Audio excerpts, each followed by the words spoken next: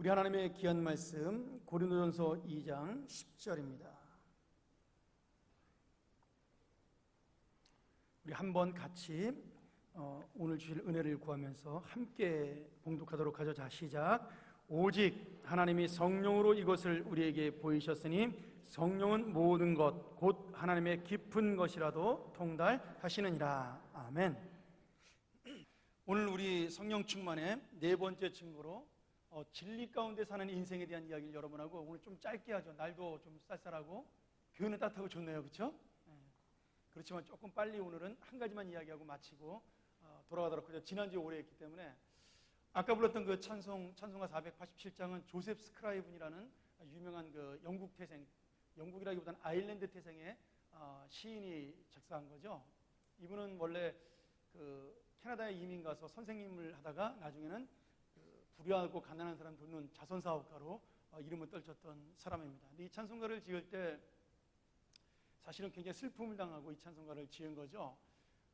사랑하는 약혼녀가 죽고 난 다음에 굉장히 실망해서 내 인생을 어떻게 사나 본인도 자살할까 막 고민하고 있던 때 어머니의 기도와 믿음으로 다시 용기를 얻게 되었는데 그 어머니마저 돌아가시게 됩니다. 그때 이분이 하나님께 의지하면서 다시 한번 용기를 내면서 이 찬송가 죄짐 맡은 우리 구주를 짓고 그리고 다시 하나님의 사명 앞에 매진했던 그러한 귀한 찬송이죠. 중간에 뭐 많은 이야기들이 있지만 하여튼 우리가 이 찬송가를 들으면서 거기 2절에 그 모든 사람이 다 죄짐을 지고 있고 근심 걱정을 다 갖고 있다 그런 이야기가 나오지 않습니까? 그런데 그 가운데서도 내가 어떻게 이 근심 걱정을 이기고 다시 말하면 성령이 인도하는 삶을 살 수 있는가, 오늘 그 얘기가 사실 오늘 그 설교 말씀의 핵심입니다. 자, 여러분 이거 지난주에 나눠준 거 갖고 계시나요? 네, 다 잊어버리고 안 가셨어도 괜찮습니다. 네, 화면에 뜹니다. 네, 우리 요한복음 16장 13절 한번 볼까요? 요한복음 16장 13절. 화면도 준비가 안 됐나요? 네. 우리 같이 한번 요한복음 16장 13절을 보도록 합니다. 여러분 제가 나눠주는 거는 꼭 이렇게 접어서 갖고 다니세요. 수요일도 갖고 다니시고 맨날 저 나눠주고 여러분들 맨날 잊어버리고 하면 안 되겠죠? 요한복음 16장 13절. 자, 한번 같이 읽도록 하죠. 자, 시작. 그러하나 진리의 성령이 오시면 그가 너희를 모든 진리 가운데로 인도하시리니 그가 자의로 말하지 않고 오직 듣는 것을 말하시며 장래일을 너희에게 알리시리라. 아멘. 예수님께서 성령이 이 땅에 오시고 자기가 이 땅을 떠나시면 당신께서 승천하시고 난 다음에 성령을 이 땅에 보내주신다라고 약속을 했습니다. 그리고 오순절 다락방에 그 놀라운 약속이 임해서 성령이 그때부터 우리와 함께 우리 안에 내주하시게 된 거죠. 구약에는 성령이 들어왔다 나갔다 했어요. 근데 신약에서는 예수님의 약속으로 말미암아 성령이 항상 우리 안에 내주하는 그러한 역사가 일어난 겁니다. 지금 여러분 심령 속에다 누가 계셔요? 성령이 계시는 겁니다. 우리가 왜 죄를 지으면 성령이 뭐 한다 그러죠? 근심하신다 그러잖아요. 우리가 죄를 지으면 왜 근심해요? 내 안에 있기 때문에 함께 근심하시는 겁니다. 여러분 죄를 지으면 정상적인 예수 믿는 사람들은 뭘 갖게 되죠? 마음속에 죄책감을 갖게 됩니다. 두려움과 죄책감을 갖게 돼요. 그 두려움과 죄책감을 가질 때 우리 안에 있는 성령은 우리를 향해서 걱정해 주시는 거예요. 우리가 그런 죄를 짓지 않도록 걱정해 주시고 또 한편으로는 우리를 위해서 또 함께 걱정하는 거죠. 얘가 이것 때문에 실망하고 낙심하면 어떻게 할까? 여러분 사탄은 우리를 실망시키는 가장 좋은 방법을 항상 실망시키고 낙심하는 방법을 사용합니다. 너는 안 돼. 야, 거봐라. 너 그렇게 기도하고 난 다음에 오늘 또 성질 냈지? 너는 예수 잘 믿긴 틀렸어. 이런 식으로 우리를 계속 좌절을 시키는 게 사탄의 작전입니다. 예수를 믿지 마라 이렇게 하지 않아요. 사탄은. 예전에는 그런 작전을 썼어요. 예전에는 막 환난과 핍박을 주고 감옥에 가두고 때려잡고 그래가지고 사탄이 예수를 못 믿게 하는 방법을 썼는데 그랬더니 어떻게 됐어요? 사탄의 작전이 실패해서 예수를 믿는 사람들이 점점 더 늘어나는 거예요. 한 명 죽이면 4명이 예수 믿어. 순교하면은. 그러니까 사탄이 작전을 바꿨어요. 어떻게 바꿨어요? 예수를 믿기는 믿되 대충 믿게 바꾼 겁니다. 예수를 믿어도 믿는지 안 믿는지 모르게. 근데 그 작전이 성공을 해가지고 많은 사람들이 그 작전이 지금 넘어가고 있죠. 근데 사탄이 그런 작전을 쓰면서 가장 강력한 무기로 내세우는 게 무엇이냐면 낙심과 실망이라는 무기입니다. 너 아무리 기도해도 하나님이 너 도와주지 않잖아. 그냥 포기해라. 너 아무리 성경 공부 많이 하고 기도 많이 해도 너 인격이 변화가 안 돼. 아직도 그 마음속에 욕심이 있고 질투하고 너는 그런 인간밖에 안 돼. 그러니까 너 넘어져라. 이런 식으로 사탄이 우리를 계속 괴롭힌 거. 우리 스스로 약한 면을 자꾸 간질간질 긁어가지고 사탄이 아주 그 방법에 능하죠. 그때 성령이 우리 마음을 걱정해 주시는 겁니다. 아니야. 너 절대 넘어가지 마. 넘어갈까 봐 걱정하시는 거죠. 너는 여전히 내가 사랑하는 아들이고 너는 여전히 나의 형상으로 있는 정말 귀한 자식이고 그러니 내가 너한테 소망과 기대를 걸고 있으니까 너는 낙심과 실망하지 말아라. 그러면서 우리에게 안에서 힘을 주시는 겁니다. 오늘 제가 그 11시 때 설교한 내용 기억하시죠? 사도 바울이 뭐라 그랬죠? 너희가 선을 행하되 낙심하지 말라 그랬죠? 피곤치 아니하면 때가 이름에 거두리라 그랬어요. 그 말이 뭐예요? 반드시 우리가 낙심할 수 있다라는 겁니다. 아무리 내가 열심히 살고 착하게 살아도 열매가 맺어지지 아니하고 눈앞에 보이는 것이 나타나지 않으면 사람은 실망하게 되어 있습니다. 여러분 목회하다가 가장 힘든 게 제가 지난번에 뭐라 그랬죠? 낙심하는 거라 그랬어요. 기억나세요? 자기와의 싸움이거든요. 목회는 성도와의 싸움이 아니에요. 제가 처음에는 젊었을 때는 목회가 성도와의 싸움이라고 생각을 했습니다. 저 사람을 설득하고 저 사람을 변화시키고 저 사람을 바꾸는 게 목사의 그 싸움이고 직무라고 생각을 했어요. 근데 제가 목회를 해보니까 점점 그것이 아니에요. 성도는 그냥 가만히 있어도 됩니다. 누가 변해야 돼요? 목사가 변해야 됩니다. 내가 스스로와 싸워서 이겨야 되고 희망을 가져야 되고 용기를 가져야 되고 그 사람을 신뢰해야 되고 그 사람을 사랑해야 되고 그 사람을 안고 가야 되는 겁니다.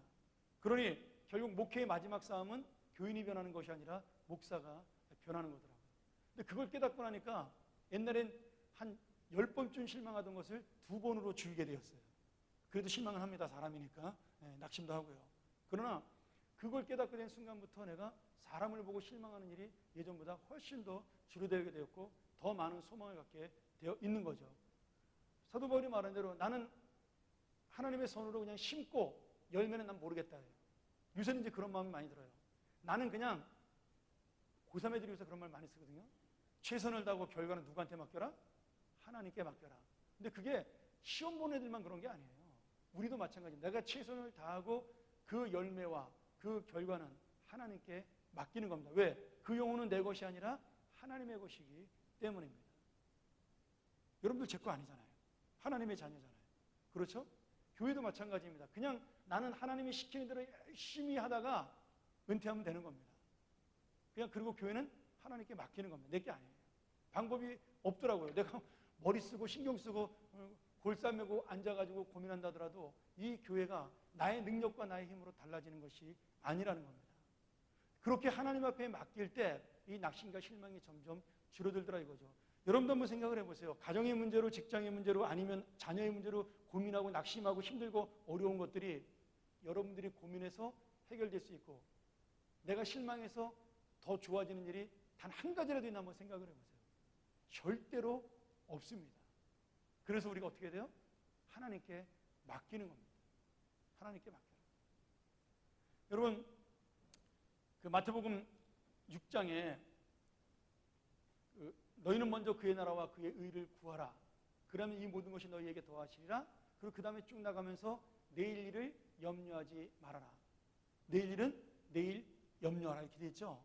제가 지난번에도 한번 말씀드린 기억나는데 그 내일 일은 내일 염려하란 말은 정확하게 원문으로 번역하면 내일 걱정은 내일에게 맡겨랍니다. 내일 염려는 내일에게 맡겨라. 네가 하지 말아요. 왜? 내가 내일 염려해도 여러분 내일은 안 옵니다. 오늘만 있는 거잖아요. 잘 생각을 해보세요. 내일 일은 내일 염려하란 말은 뭐예요? 내일은 우리한테 옵니까? 내일 되면 우리는 또 다시 오늘이잖아요. 그러니 내가 염려하는 것이 아니라 내일이 염려하는 거예요. 그 내일은 누가 만드는 거죠? 하나님이 만드시는 겁니다. 그러니 결국 그 염려는 누구한테 맡겨요? 하나님께 맡기는 거예요. 이게 이론으로는 되게 쉬운데 막상 염려할 일이 닥치면 실전으로 나가기가 굉장히 힘듭니다. 그래서 우리가 하나님 앞에 말씀으로 기도하고 다시 한번 하나님을 붙드는 그런 예배와 기도가 굉장히 중요합니다.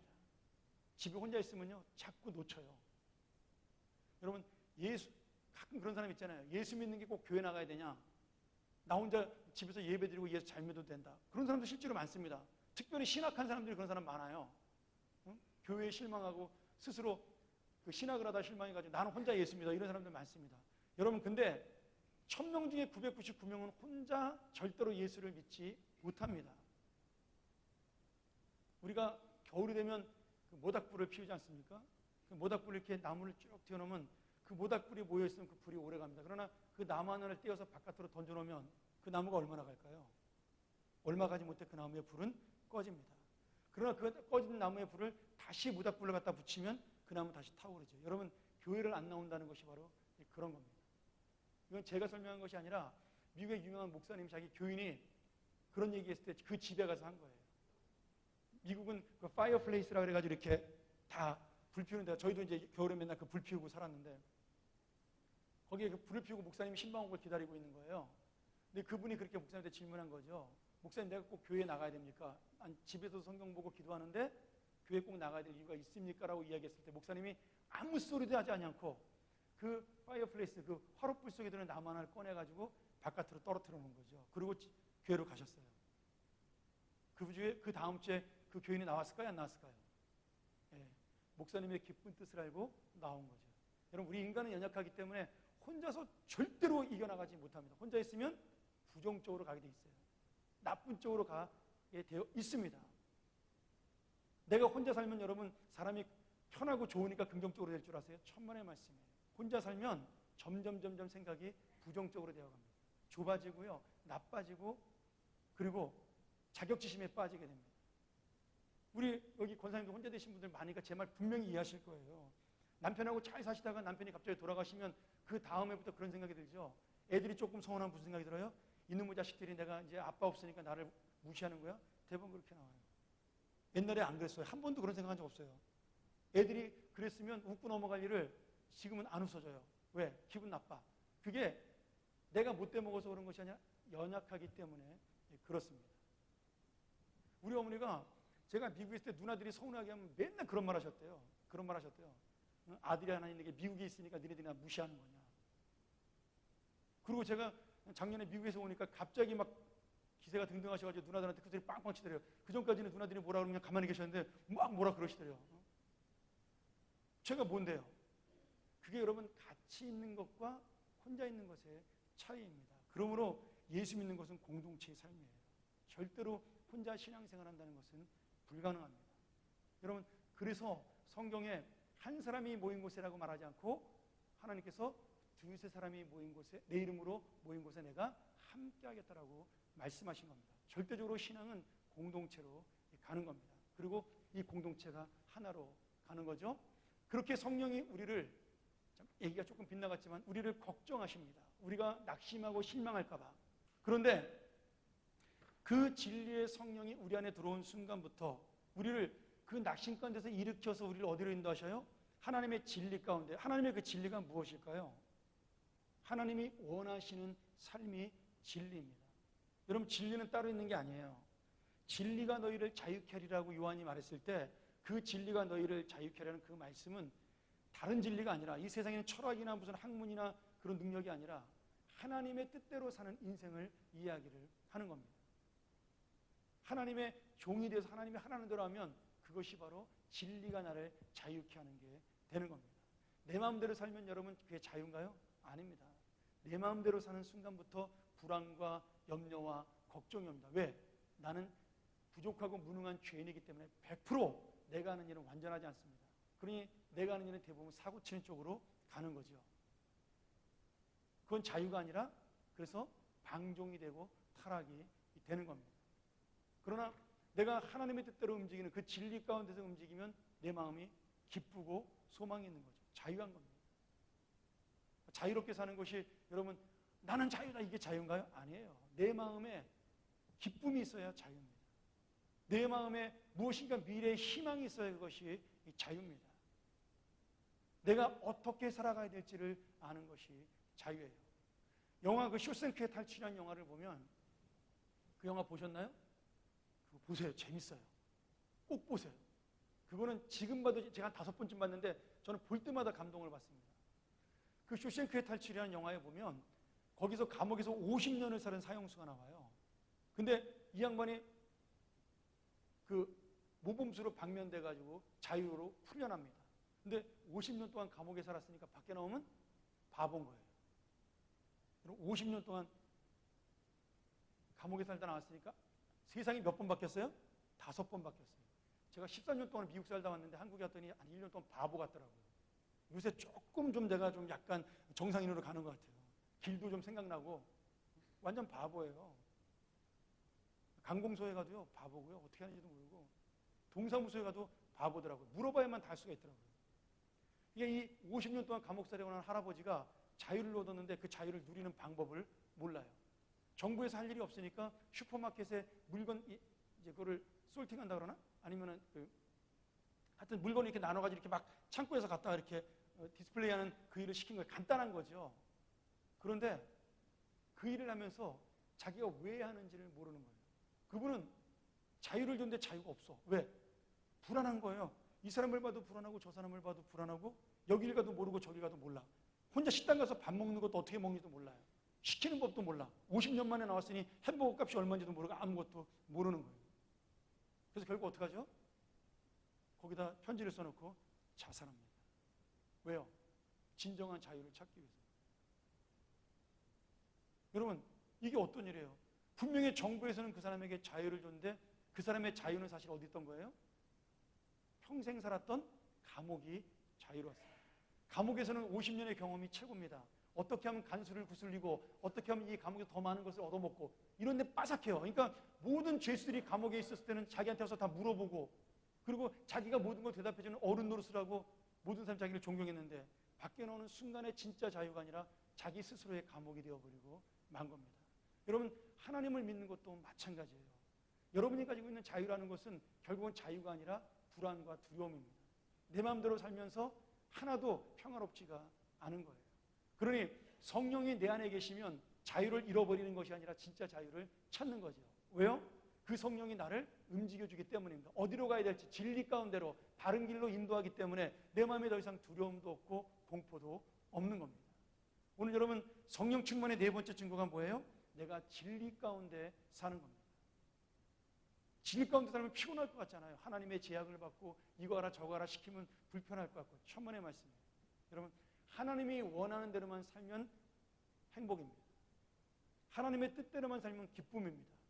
하나님이 원하는 그 마음만 가지면 그 사람은 축복받은 인생입니다. 결국은 내가 불행한 것은 뭐예요? 스스로 욕심을 가지고 있기 때문에 만족하지 못하니까 불행한 거잖아요. 그러니 결국 하나님의 뜻대로 산다는 것은 하나님의 마음으로, 하나님의 만족으로, 하나님의 평화로 사는 거죠. 여러분, 교회 와서 봉사하는 거 힘들지 않으세요? 힘들잖아요. 우리 권사님들 수요일날 아침 10시까지 와서 기도해, 금요일날 와서 또 기도해. 다리도 아파 죽겠는데 계단 내려가가지고 지하에서 무릎 꿇고 기도해. 여러분, 누가 시켰어요? 근데 그거 하면은 마음이 편안하잖아요. 그거 안 나가면 불안하시죠? 왜 그럴까요? 아니, 자유스럽게 안 나가고 놀면 편안해야 되는데 안 나가면 불안하잖아요. 근데 무릎 꿇고 다리 아파 죽겠는데 내가 관절염 걸려가지고 인공관절인데 말이야. 근데도 기도하면은 내 영혼은 편안해지잖아요. 그것이 바로 성령이 우리 안에서 진리 가운데로 우리를 인도하시기 때문입니다. 여러분, 그러니까 진짜 자유는 뭐예요? 하나님의 뜻대로 사는 것이 진짜 자유고 하나님의 진리 안에 사는 거예요. 자, 그래서 내가 그 진리 가운데로 들어가면 지금 성령께서 우리에게 어떻게 살지를 가르쳐 주시는데 여기서 세 가지로 나옵니다. 하나는 성령이 인도하는 사람은 말하기보다는 듣는 사람이라는 거죠. 오늘 여기 보면 요한복음 16장 13절에 자의로 말하지 않는다. 내 마음대로 내 뜻대로 이야기하지 않는다라고 되어 있어요. 여러분, 성령, 내 안에 있는 성령이 당신의 마음대로 말씀하시지 않고 누구의 뜻대로 말을 한다고요? 하늘에 계신 내 아버지의 뜻대로 말씀한다고 그랬어요. 결국 그 말씀은 누구의 입을 통해서 나오나요?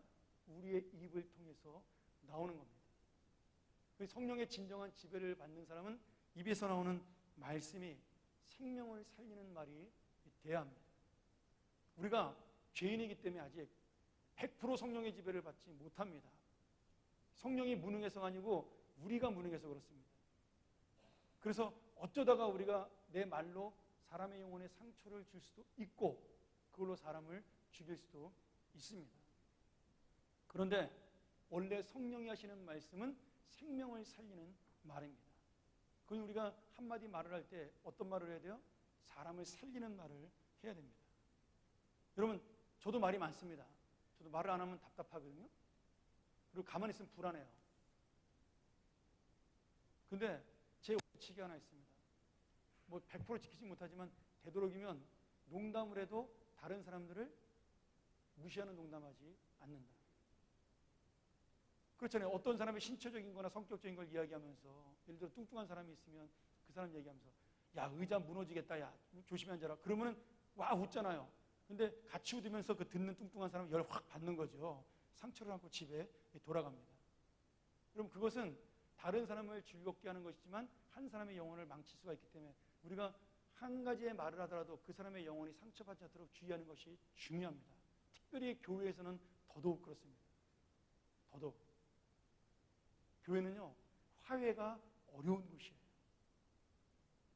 화해가. 굉장히 어려운 곳이에요. 왜냐하면 서로 기대감이 있기 때문에 그러거든요. 세상 밖에서는 화해가 가능합니다. 술 한잔 먹고 그냥 화해하면 돼요. 야, 미안해. 내가 잘못해서. 어제 그럴 수도 있지. 뭐, 이렇게 넘어가는데 교회 안에서는 서로 간에 기대감이 있어요. 집사님이잖아. 권사님이잖아. 장로님이잖아. 목사님이잖아. 어떻게 그럴 수가 있어? 이런 기대감이 있어요.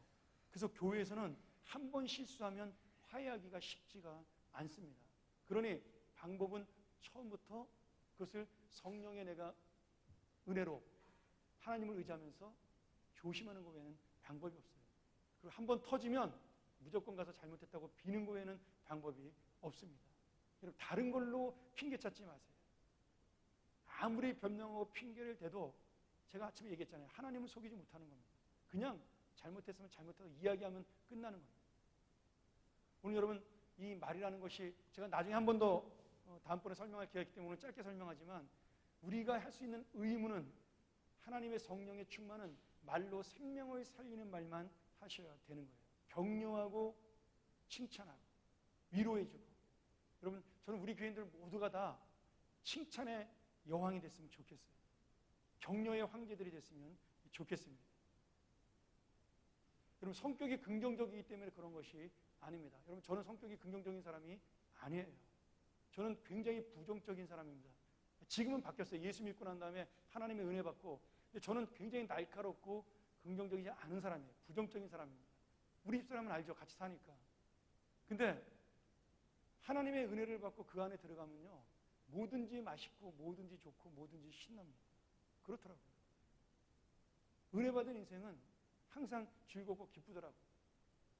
누가 좀 잘못해도 그냥 이해가 되고요.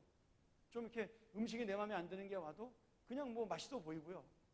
그리고 어떤 좋지 않은 장소에 가더라도 뭐 조금만 참으면 더 좋은 데로 가겠지. 항상 그런 마음으로 견디게 되더라 이거지. 그러니까 그 마음속에 성령이 충만한 사람은 결국 마음이 충만해지고 마음의 만족을 하기 때문에 말이 뭘로 나와요? 다른 사람을 즐겁게 해주는 말로 나오는 겁니다. 우리 그런 말 있잖아요. 애가 있는데 그 남자애가 되게 못생겼으면 뭐라 그러죠? 그럼 잘생겼단 말을 못해. 차마 거짓말은 할 수 없고 건강하게 생겼다. 또 장군감이다 이런 얘기 하잖아요. 예. 그거 얼마나 좋아요. 거짓말도 아니면서 사람을 살리는 말. 또 여자애가 좀 안 생겼어. 그럼 뭐라 그러죠? 아이고 얘 맏며느리감이네 그러잖아요. 어? 거짓말 아니잖아요. 여러분 그런 것들이 저는 우리 어른들의 지혜인 거예요. 근데 그 지혜가 성령의 능력으로 나타나면 훨씬 더 아름다운 못생긴 아이가 진짜로 이뻐 보여요. 정말 이뻐 보입니다. 나는 마당에서 우리 그 영아부 아이들 유치부 아이들 막 뛰어놀잖아요. 무조건 예뻐요. 우리 사람 조심하라고. 항상 괜히 애 만지고 그러다가 나중에 오해받는다고 조심하라고. 미국 살다 왔으니까 별 걱정 다 해. 근데 진짜 이뻐요. 그냥 내 새끼 같고 너무너무 이쁜 거예요. 애들은 다 날 피해 다니지만 상관없습니다. 괜찮아요. 저 혼자 좋아요. 얼마나 신나는지 몰라요. 여러분, 왜 그럴까요? 그냥 그 아이들이 내 아이라고 생각이 들기 때문이죠. 하나님이 나에게 보내신 아이인 겁니다. 요새 제가 아이들 꼬시느라고 열심히 노력하거든요. 저 밥 먹고 난 다음에. 근데 하나씩 넘어오기 시작을 하고 있어요. 곧 다 넘어올 것 같습니다. 여러분, 우리가 성령으로 이야기한다는 것은 결국 그 사람의 생명과 영혼을 살리는 겁니다. 격려와 위로로, 그 다음에 돈도 안 드는데 그런 말 못하나요? 손해보는 것도 아닌데 좀 좋은 말 하면 되잖아요. 그게 성령이 원하시는 대화입니다. 나중에 한번 이 대화법에 대해서 제가 따로 한번 강의를 하도록 그렇게 하겠습니다. 두 번째는 여기 장래일을 너희에게 알리시리라 그렇게 되어 있죠. 성령이. 여러분, 이것이 장래일을 예언한다는 게 아닙니다. 오해하시면 안 됩니다. 그것이 아니라 내가 미래를 어떻게 살아야 될지 하나님의 계획을 가지고 준비하고 하나님의 뜻대로 살아가는 사람이라는 거예요. 그냥 무의미한 시간을 보내는 사람이 아니라 날마다 내가 이 계획 속에서, 하나님의 은혜 속에서 이 계획을 하고 하나님의 뜻대로 사는 것이 무엇인가를, 미래를 바라보면서 살아가는 사람이 바로 장래일을 말하는 사람이죠. 성령은 우리에게 그런 미래를 보여주고 있는 겁니다. 자, 이제 말씀 정리할까요? 야, 빨리 끝나네 오늘, 그렇죠? 딱 4분만 더 해서 40분 안에 끝나겠습니다. 40분에 끝나겠습니다. 여러분, 그래서 그 사람이 결국 말하고 행동하는 것, 오늘 현재의 다른 사람을 바라보며 말하는 것, 그 다음에 미래의 다른 사람을 생각하며 또 미래에 있는 모든 계획들을 생각하는 것, 그것이 바로 성령이 우리에게 주는 그러한 아름다운 계획이라는 거예요. 제가 좋아하는 그 작가 중에 지금 성공회대 교수로 계시는 신영복 교수님이 계십니다. 제가 그분을 대학 때부터 굉장히 존경하고 그분 책을 제가 꽤 많이 봤는데, 그분이 쓴 책 중에 담론이라는 책이 있어요. 담론이라는 책. 근데 그 책에 보면 이런 이야기가 나옵니다. 우리나라 사람들의 얼굴에 대한 이야기가 나와요. 여러분, 얼굴의 원래 말은 얼골입니다. 얼골. 그리고 얼골은 어디서 나오냐면 얼골에서 나왔습니다. 근데 발음이 어려우니까 사람들이 얼골 하다가 얼골 하다가 지금 편하게 발음이 제일 편한 얼굴이 된 거예요. 그래서 얼굴은 한문이 아닙니다. 여러분, 얼골이 뭘까요? 얼골이. 얼이 뭐죠? 얼? 혼을 말하는 겁니다. 혼. 그렇죠? 우리 민족에 얼이 있다 이런 얘기 하잖아요. 그게 뭐냐면 민족의 혼을 얘기하는 겁니다. 그러니까 다시 말하면 얼꼴이라는 말은, 혼은 뭐냐면 영혼이잖아요. 그 사람의 영혼의 모습이 얼굴입니다. 그러니까 옛날 사람들이 굉장히 지혜로운 거죠. 우리를 얼굴을 보면서 얼꼴이라 그랬던 것은 그 사람의 영혼의 모습이 가장 잘 드러나는 부위가 어디냐면 얼굴이기 때문에 그런 겁니다. 그래서 얼굴을 뭐라고 불렀어요? 내 내면에 있는 영혼의 마음을 보여주는 얼꼴이다 이렇게 말을 한 겁니다. 그러면 우리는 이 얼꼴을 다른 말로 성경적으로 뭐라고 표현할 수 있을까요? 굉장히 중요한 단어가 있죠. 이 얼굴을 표현하는 단어로 성경에 하나님의 형상이라는 단어가 있습니다. 우리의 얼굴은 하나님의 형상이에요. 여러분, 하나님의 형상을 영어로 말하면 어떻게 되죠? 이미지가 됩니다. 이미지. 이미지란 말이 뭐예요? 탤런트 이름 아닙니다. 이미지는 그 사람이 갖고 있는 느낌과 분위기를 한꺼번에 표현하는 말이잖아요. 참 그 영어가 굉장히 그 정확한 표현을 하고 있는 거예요. 그러니까 우리의 얼굴을 보고 있으면 누구를 느끼는 거예요? 하나님의 분위기와 하나님의 이미지. 다시 말하면 내 안에 계신 성령의 이미지를 내 얼굴에서 만나는 겁니다. 그러니 옛날 사람들이 썼던 얼꼴이라는 말이나 지금 우리가 갖고 있는 성경에서 말하는 이미지라는 말이나 어떻게 보면 똑같은 내면의 언어예요. 내 영혼을 어떤 사람으로 보여주느냐. 그것이 성령이 우리 안에서 우리의 얼굴을 통해 나타나는 역사입니다. 여러분, 성령 충만한 사람은 반드시 얼굴에 드러납니다. 어떻게 드러나죠? 못생긴 게 잘생겨지는 것이 아니라 환하고 기쁘고 소망이 있는 얼굴로 변합니다. 여러분, 정말로 예쁜 얼굴은 칼된 얼굴이 아닙니다. 정말로 예쁜 얼굴은 무슨 지난번에 보니까 우리나라에서 가장 완벽한 그 조각 같은 부도를 갖춘 사람이 황신혜라 그러는데, 여러분, 황신혜가 예쁘지 않습니다. 진짜로 예쁜 사람은 성령의 내 안에 있는 은혜가 얼굴로 드러나서 그 사람을 바라볼 때 그 사람의 얼굴 속에서, 다시 말하면 영혼의 그 모습 속에서 하나님의 이미지를 만날 수 있는 사람입니다. 그거는 나이를 불문하고 성별을 불문하고 여러분의 높고 낮음과 가난하고 부자와 그 모든 것을 다 불문하고 내 안에 성령이 계시면 다 보여줄 수 있는 이미지예요. 그러니 여러분, 우리가 예수 믿는 것이 얼마나 귀한 일이에요. 내가 성령의 충만으로 사는 것이 얼마나 감사한 일입니까? 나이가 들면 점점 사람들이 그 얼굴이 초라해집니다. 죄송합니다. 저도 요새 어떤 걸 느끼냐면 저 젊었을 때는 그 빨간색을 제가 안 입었습니다. 넥타이도 빨간색을 한 게 제가 몇 년 되지 않아요. 저 빨간색 넥타이가 없었어요. 하나도 없었습니다. 근데 40대 후반 되면서 선물이 빨간색 넥타이가 들어오기 시작을 하더라고요. 요새는 10개 중에 8개가 빨간색 넥타이만 들어옵니다. 왜? 제가 늙었다는 증거죠. 이제는 환해양, 이제는 좀 젊어 보이는 얼굴이 된 거예요. 그렇죠? 그래서 연세 드신 분들이 점점 화려한 거 좋아하시잖아요. 화려하게 입어야 되고, 실제로 여러분 입으셔야 돼요. 화려하게 입고 화려하게 좀 분주 화장도 변장도 좀 하시고, 그리고 색깔도 좀 화려한 거 입으세요. 괜찮아요. 너무 좋습니다.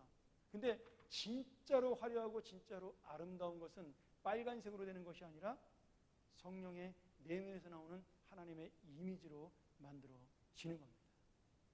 여러분, 조금 덜 예쁘고 얼굴이 좀 피부가 덜 좋아도 그 안에 성령의 역사가 있는 사람, 내가 성령의 은혜 안에 사는 사람은 그 얼굴에서, 내 영혼의 모습에서 하나님의 이미지를 만날 수 있습니다. 사랑하는 여러분, 오늘 여기 우리 모두가 다 하나님의 이미지, 하나님의 형상으로 앉아있는 아름다운 얼굴들이죠. 여러분, 어디 가서 담임 목사님 잘생겼다고 자랑하세요? 진짜로 잘생겨서 그런 게 아니라 우리 목사님 얼굴에 뭐가 있어요? 하나님의 이미지가 있는 겁니다. 막 자랑하세요. 우리 교회 장로님, 권사님, 집사님 얼굴은 전부 다 미남 천상의 선녀야. 정말 잘생겼어. 신성일 10명 갖다 줘도 우리 장로님만 못해. 왜 그럴 수 있어요? 그분의 얼굴에 성령의 은혜와 하나님의 이미지가 담겨있기 때문입니다. 여러분, 그러니 내 스스로 내 얼굴을 추남으로 추녀로 만들지 마세요. 내 스스로 내 영혼을 비참하고 가난한 사람으로 만들지 마세요. 내 입술의 말로, 내 입술의 아름다운 성령의 말로, 내 얼굴의 아름답고 귀한 기쁨의 표정으로 여러분 그 성령의 은혜를 누리고 사시는 귀한 우리 인생 되시기를 주의 이름으로 간절히 축원합니다. 우리 같이 한번 기도하죠. 우리 한번 짧게 통성으로 기도할까요? 하나님, 내가 오늘 하나님의 충만한 은혜를 얻은 하나님의 사람이 되게 하여 주시옵소서. 하나님의 형상의 이미지를 가지고 기쁨으로 살게 하여 주시옵소서. 우리 같이 한번 통성으로 잠깐 기도하겠습니다. 자비하신 아버지 하나님, 오늘 우리가 하나님 앞에 이 귀한 은혜를 받고 머리를 숙이며 오늘도 기쁨을 안고 돌아가길 원합니다. 하나님의 얼굴을 가지고 돌아가길 원하며 성령의 마음을 가지고 돌아가길 원합니다. 아름다운 말, 아름다운 얼굴이 될 수 있도록 도와주시고 그 인생도 하나님의 성령이 충만한 아름다운 인생 되게 하여 주시옵소서. 내 안에 계시는 성령에게 나의 모든 것을 맡길 수 있도록 인도하여 주옵소서. 잠시 잠깐 내가 낙심하고 힘들 수 있으나 그러나 마지막까지 내가 하나님 앞에 얼굴을 필 수 있고 내가 환하게 살 수 있는 것은 내 안에 있는 성령이 나를 역사하시고 인도하기 시기 때문인 것을 깨닫고 내가 이 믿음을 놓치지 않도록 인도하여 주옵소서. 자비하신 아버지 하나님, 오늘 이 말씀 속에 우리가 한 번 더 용기와 희망을 얻고 돌아가게 도와 주시옵소서. 내 얼굴과 내 모든 행동과 나의 말이 단순히 나의 것이 아니라 성령의 것임을 깨닫고 나의 인생 속에 하나님의 이미지가 나타날 수 있는 그런 귀한 인생 되게 도와 주시옵소서. 이 기쁨을 안고 돌아가 성령의 충만한 얼굴로, 성령의 충만한 말로, 성령의 충만한 영혼으로 힘있게 사는 우리의 귀한 성도들 되게 축복하여 주옵소서.